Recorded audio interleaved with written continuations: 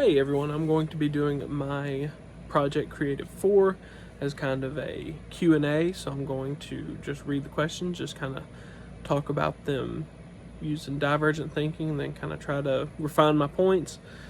With that, let's get into it. First, I'm going to introduce myself. My name is Clay Turner.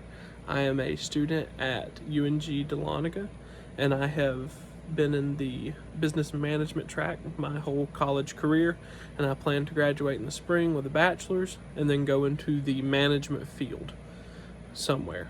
Not sure where yet. But anyway, without any other interruptions, we'll get into the first question. First question is, what did you learn about creativity that you did not know?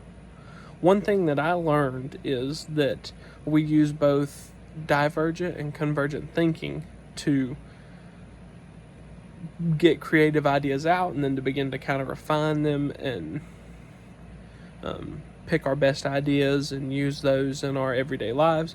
And I thought it was really cool to kind of see the difference and then how your creative process has both elements in it. So that was really interesting and fun to discuss. Question 2, what did you learn about your creative self? One thing that I learned about my creative self is I used a lot more convergent thinking than I did divergent thinking. And I learned that that can be good, that can be bad.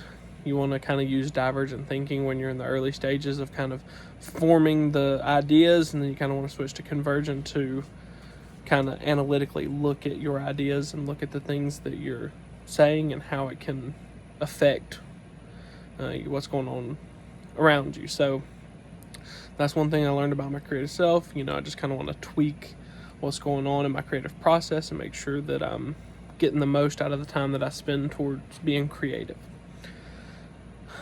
The third question, how does creativity apply to your field, career, job, industry, and why is it important? Creativity applies to management in this sense, in the fact that you have to either completely redesign or you have to work to seriously improve previous generations' ideas and accomplishments.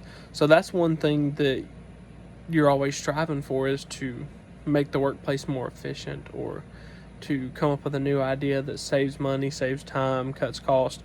So that's how creativity applies to that field, because you're always looking for that something. And whether you're redesigning or whether you're just improving, you always need to be creative in how you do it and think outside the box and think of things that other people haven't thought about, to kind of keep on top of what you're doing as a manager and how you're improving the company. So that's how it's very important. Next question, what career skills will you need for your future career? Or creative skills will you need for your future career? I think that, like we said, making sure that you're fully taking advantage of the divergent and convergent thinking, and making sure that you're using a good mix of both of them to be able to fine-tune your creative process. I think that that's a good skill to be able to take into your career and to use and take advantage of, because some people just never even learn stuff like this. And if you can take and you can use it and you can master it, then you can really get the most out of your creative process and all that you're doing with work. So I think that that's a really good skill to take into the future career. Last question we got right here. How can you learn and develop that skill for your career after this class? One thing that I think that we did in the later exercises of the module is we discussed how you kind of formulate these ideas and use convergent thinking to kind of sharpen them up, and then how you present that to an audience and how you get people behind you.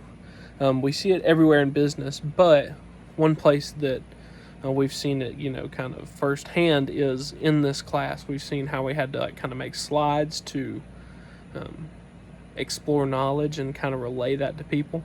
So I think that when you talk about developing that career, I think that the better that you can get at presenting and putting your ideas forth, and how you can at least get people to see your side, even if they don't 100% agree with you, but getting people to look at your ideas and contemplate what you're saying. I think that that's very important to do, and it's very important to grow and build on always, because you can always be a better presenter and you can always relay your ideas better to people.